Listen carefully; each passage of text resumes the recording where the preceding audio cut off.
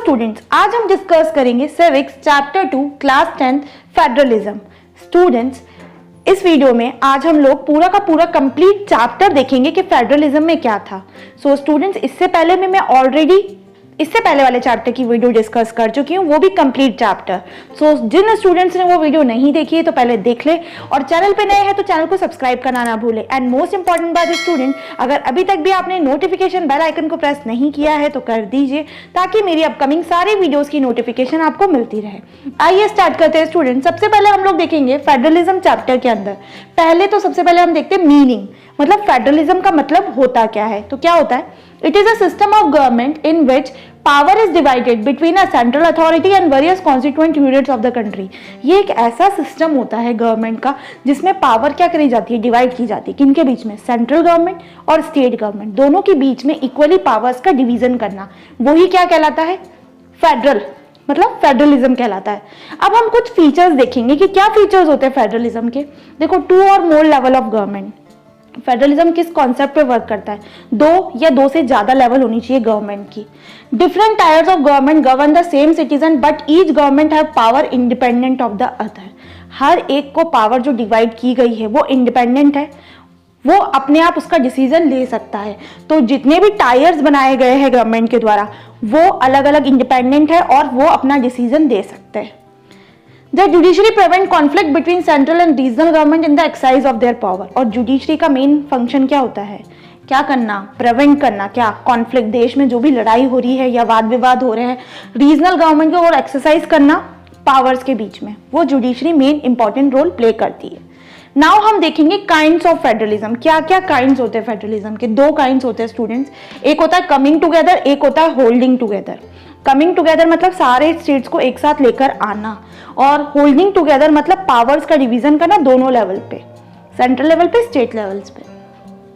Now what makes India federal country? अब question arise होता है यहाँ पर कि क्या बनाता है इंडिया को फेडरल कंट्री, मतलब ऐसी क्या चीज है जो इंडिया को फेडरल कंट्री बनाता है। तो पहला हम देखते हैं 2 tier system of government. India के अंदर क्या फॉलो किया जाता है? 2 टायर सिस्टम, सेंट्रल लेवल और स्टेट लेवल। तो हमारे यहाँ पर सेंट्रल गवर्नमेंट और स्टेट गवर्नमेंट। थर्ड टायर कौन सा है? पंचायती और म्यूनिसिपैलिटी सिस्टम फॉलो किया जाता है रूरल लेवल पे, और अर्बन रूरल एरिया पे लोकल गवर्नमेंट। नाउ 3 लिस्ट हमारे यहाँ पर जो फॉलो की गई है उसमें 3 लिस्ट मेंशन है। कौन कौन सी लिस्ट मेंशन है? Union, state and concurrent list. अब ये जो लिस्ट मेंशन है ये कॉन्स्टिट्यूशन के अंदर मेंशन है, और इसके अंदर क्या क्या चीजें आती है। अगर हम यूनियन लिस्ट की बात करें तो जितने भी नेशनल इंपॉर्टेंस की चीजें होती है वो सारी की सारी यूनियन में आती है। स्टेट की बात करें तो स्टेट और लोकल इंपॉर्टेंस की जितनी भी चीजें वो स्टेट देखता है। एंड कॉन्करेंट लिस्ट, जो भी सब्जेक्ट होते हैं कॉमन इंटरेस्ट के, फॉर एग्जाम्पल फॉरेस्ट हो गया, ट्रेड हो गया, एजुकेशन हो गया, ठीक है, यूनियंस हो गए, मैरिज हो गए, ठीक है, ये सारे के सारे चीजें कौन देखता है? कॉन्करेंट लिस्ट के अंदर आते हैं। तो अगर क्वेश्चन आता है कितनी लिस्ट होती है, तो 3 लिस्ट होती है, union, state and concurrent. Now question आता है हाउ इज फेडरलिज्म प्रैक्टिस्ड। अब फेडरलिज्म को किस तरीके से प्रैक्टिस किया जाता है? तो किस तरीके से किया जाता है स्टूडेंट्स? 2 टाइप से, एक तो होता है लैंग्वेज के बेसिस पे, एक होता है कल्चर के बेसिस पे। हम लोग समझते हैं दोनों को। सबसे पहले हम लोग देखते हैं लैंग्वेज पॉलिसी। हमारे इंडिया के अंदर कौन सी लैंग्वेज सबसे ज्यादा बोली जाती है? हिंदी बोली जाती है। तो हिंदी को क्या माना गया है? ऑफिशियल लैंग्वेज माना गया है कॉन्स्टिट्यूशन के अंदर। इसके अलावा 21 अदर लैंग्वेजेस है जिसको क्या रिकॉग्नाइज किया गया है स्टूडेंट?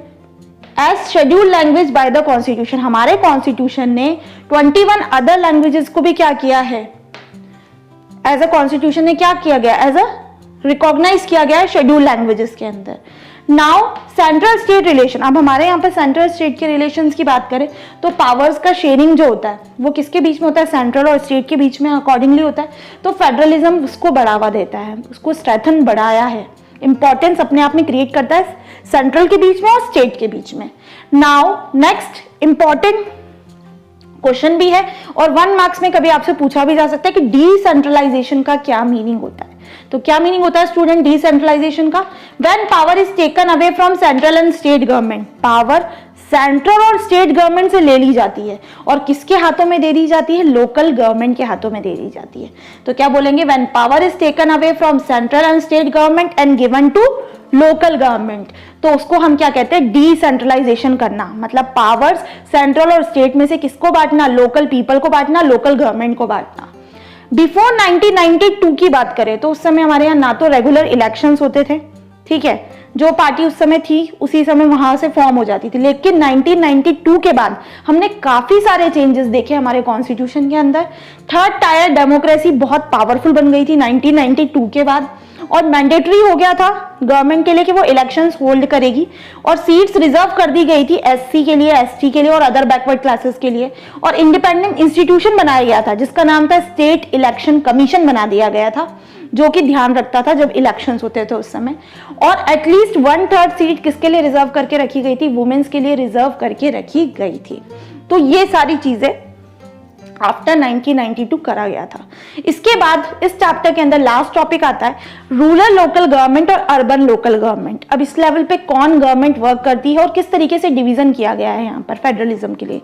तो अगर हम बात करें रूरल लोकल गवर्नमेंट के बारे में, तो यहाँ पर पंचायती राज सिस्टम फॉलो किया जाता है, ठीक है। अब पंचायती राज सिस्टम में सबसे पहले आता है ग्राम पंचायत, जो कि विलेज की देखरेख करती है, उसको हम बोलते हैं ग्राम पंचायत।